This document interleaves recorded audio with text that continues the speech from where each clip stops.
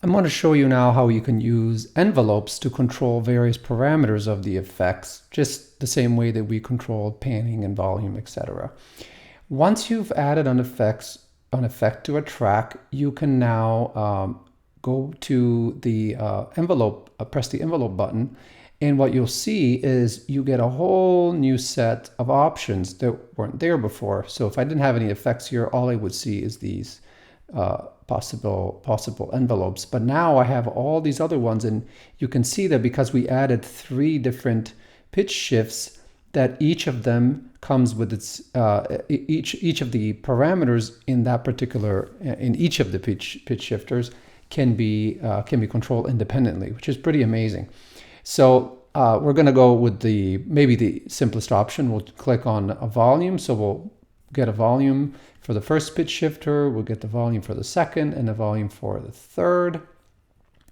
And what we can do is things like make the volume come up and then come down. So just to give an example, if I take this volume all the way down, I can have this particular pitch shifter come in. So this is going to be, I believe, was the major third. This will come in a little after the beginning.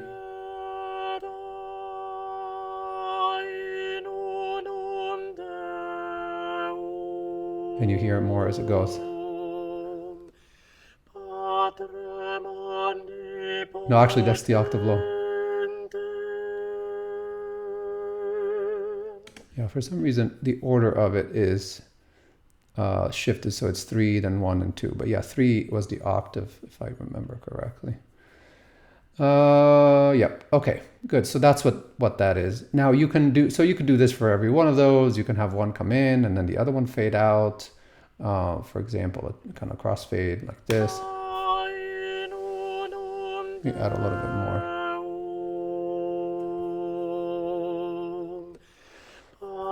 And you see how the volume is changing over time.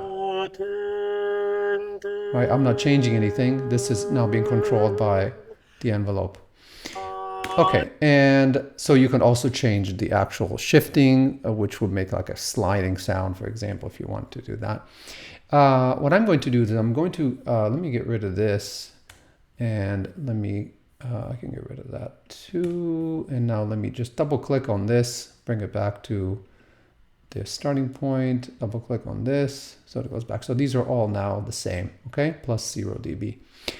What you could do, which is kind of cool, is you can have the effect be controlled by an oscillator, so that can modulate, kind of like we've done when we talked about envelopes first. But this is like kind of more, something that you control at the individual envelope level, which is kind of neat. And you could do it directly from here. So if I click on this little wave looking thing, and you can now click on Enable Parameter Modulation, and you can choose the type of shape that we discussed it already. So it could be like an up and down shape, like a sine. And here in this case, I have a speed of 3 Hertz. So that's how fast you want it to go. You can also have it be controlled by a signal that comes in. So if you have a voice that comes in, it could trigger the volume, which is pretty cool. And you can have it be synced with the tempo, so that it's based on the actual tempo and not just hertz. And then you can change the strength, the phase, and okay. So let's see. Let's close it. Let's do it for all of them. Let's do 3 Hertz, 100%. We're going to do it again here. Enable 3 Hertz, 100%. 3 Hertz, 100%. So it's an LFO. In case this box isn't checked, an LFO is a low frequency oscillator. And what this is doing, it's basically using a waveform to control the volume. Instead of it being steady, it just goes up and down, up and down, up and down, following the sine wave shape, which is kind of like that sort of shape. And there's others that you can choose here, and we've looked at that before.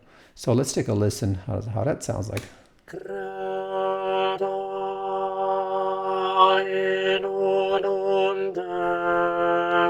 lower the volume a little bit.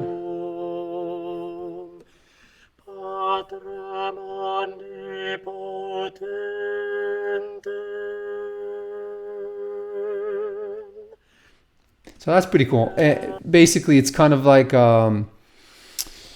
an amplitude modulation basically for the individual pitch shifter, but you have great control because you can have this be kind of the volume dipping in and out, or you can have it be only this one or both or all three. And they don't have to be at the same time. So one can come in when the other one goes out. So you can change the phase, for example, and then now they'll be offset from one another, which is pretty neat. So let's say what happens if we do this.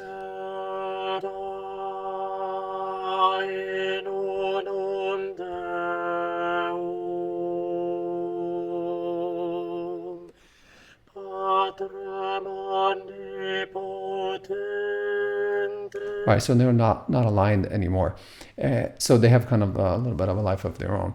So anyway, but if you don't want to get all fancy with the with the LFOs, you can get rid of that and just keep it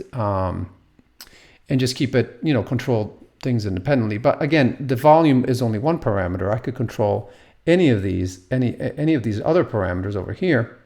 So you can imagine, let me turn this off. You can imagine that here I could have the pitch shifting change, the format change, so that maybe it starts kind of more artificial and then becomes a little bit more human when I compensate for the format shift that we looked at. You can change the panning so that one sound starts from one side and the other. That could be really, really interesting. So let's say the perfect fifth starts on the right side and then eventually makes its way onto the left.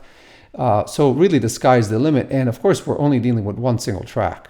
Just imagine what this would look like when you start to have a ton of tracks, all with different parameters. So it could get complicated, I suppose, but also a lot of fun. And of course, if you don't want to see all this at the same time, you can go back to this and just make them no longer visible so that they're still working, but they are just no longer in the way. Okay. Cool. We'll have fun with this.